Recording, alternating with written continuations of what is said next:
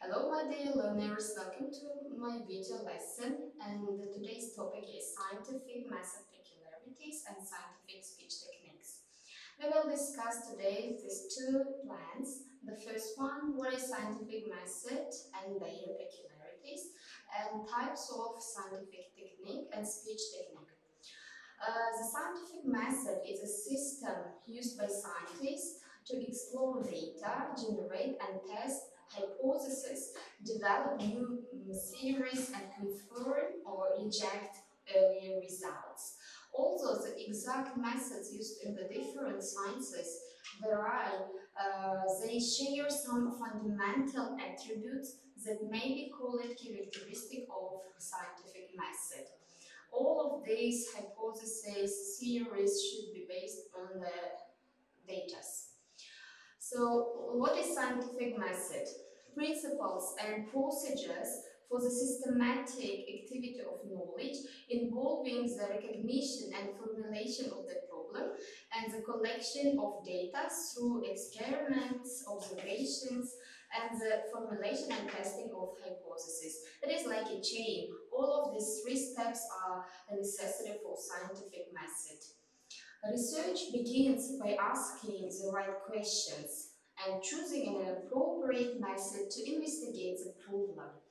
And after collecting all the answers to your questions, you can analyze the findings or observations to draw reasonable conclusions. When it comes to customers and market studies, the more thorough your questions, the better the analysis. You get essential insight into brand perception and product needs by thoroughly collecting customer data through surveys and questionnaires. You can use this data to make smart decisions about your marketing strategies to position your business effectively. To be able to make sense of your research repository as a single source of truth in your organization and to manage your research data in one centralized repository. Research methods are broadly classified as qualitative and quantitative. Both methods have distinctive properties and data collection methods. Qualitative methods or qualitative research is a method that collects data using conversational methods, usually open-ended questions. The responses collected are essentially non-numerical. This method helps a researcher understand what participants think and why they think in a particular way. There are mainly the following qualitative methods: one-to-one interview or focus group, ethnographic studies, text analysis, case study. It's up to researcher or a group of researchers. Both of these is very appropriate to the researcher's topic. Remember, research is only valuable and useful when it is valid, accurate, and reliable. Incorrect results can lead to customer churn and a decrease in sales. Or if it is in other fields of studies, you can get bad results or inappropriate results to your topic. It is essential to ensure that your data is valid. It means founded, logical, rigorous, and impartial. It should be accurate. It should be free of errors and including required details. It should be reliable. Other people who are interested or who are investigating in the same can produce similar results. Timely, current, and collected within an appropriate time frame. Complete includes all the data you need to support your business decisions. Let's speak about characteristics of scientific method.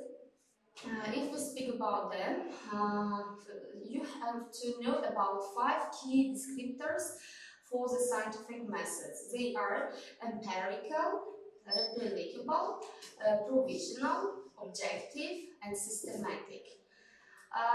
What is empirical observation? The scientific method is empirical. It means that it relies on direct observation of the world, and this means hypotheses that run counter to observable fact.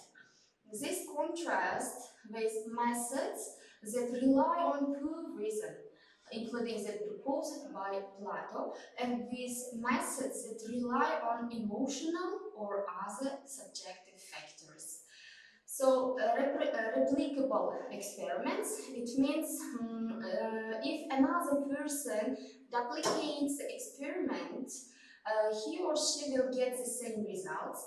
And scientists are supposed to publish enough of their method so that another person with appropriate training could replicate the results. This contrasts with methods that rely on experiences that are unique to a particular individual or a small group of individuals. Provisional results. Results obtained through the scientific methods are provisional. They are open to question or debate.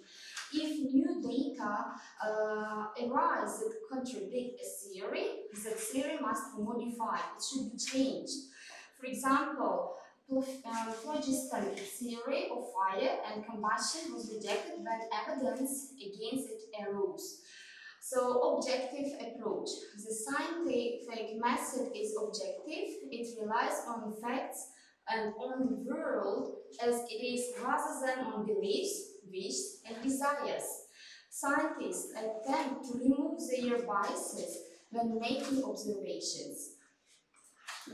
Systematic observation. It is strictly speaking, the scientific method is systematic, that is, it relies on carefully planned studies rather than on random or hazard observation. Nevertheless, science can begin from some random observation. Isaac Asimov said that the most exciting phrase to hear in science is not Eureka, but that's funny. After the scientist notices something funny, he or she proceeds to investigate it systematically. Let's discuss about other theories and about the types of research speech technique. The next types of speech techniques are as the following. We have different types of speech techniques. If we speak about them, according to the scientist Jews, speech style means the form of language that the speaker uses. It's characterized by a degree of formality. He identified the styles in 5 degrees: frozen style, formal style, consultative, casual style, and intimate style. Jews stated that style may be called higher or lower for convenience in referring to the meaning of communication. The speaker may use higher style, lower style, or both styles at the same time. The types of speech styles we have mentioned about frozen, formal, consultative, casual, and intimate. We will discuss and speak about each of them. What is frozen style? Frozen style is a style that is usually used almost exclusively by specialist professional orators, lawyers, and preachers in a very formal place like a palace, church, state ceremony, government, authorities, meetings, and so on. This style is considered as the highest style of all because more deliberated than the other style. Its structure is planned over still longer spans, often whole declamations. In this style, the sentence is carefully constructed individually, and the sequences of sentences are intricately related. There are also elaborate rhetorical devices, various kinds. And let's speak about frozen style. In this picture, you can have a big imagination about where you can come across, where you have to use frozen style in your speech. This next speech style, it is formal. Mostly it can be called like academic one also. Formal style is a style that is designed to inform.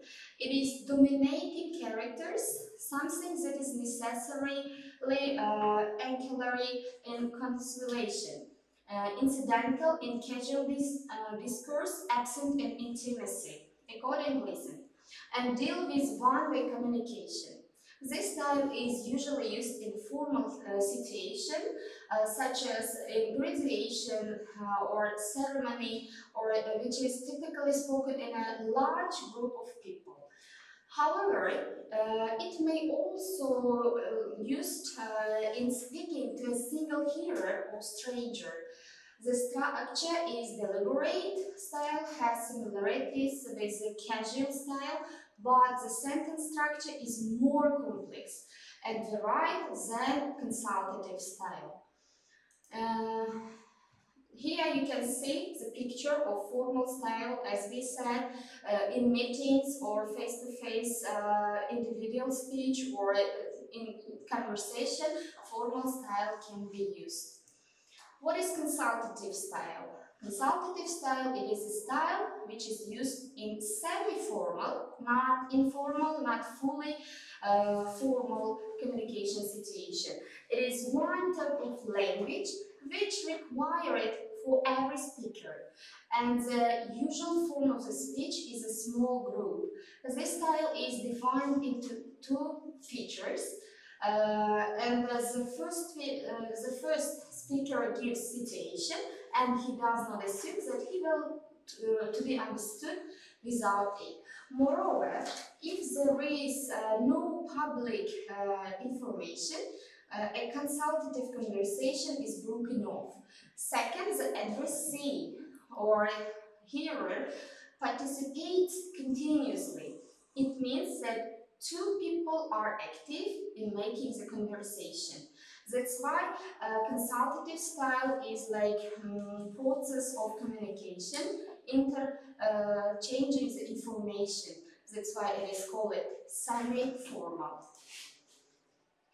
One of examples that we mostly use consultative styles in the doctors when you have some problems, when you just have communication in order to describe your disease or your state of health.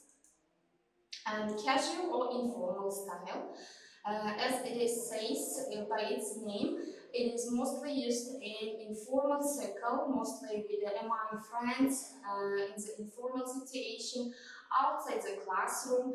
It can happen when the speaker meets stranger and want to treat him as an insider.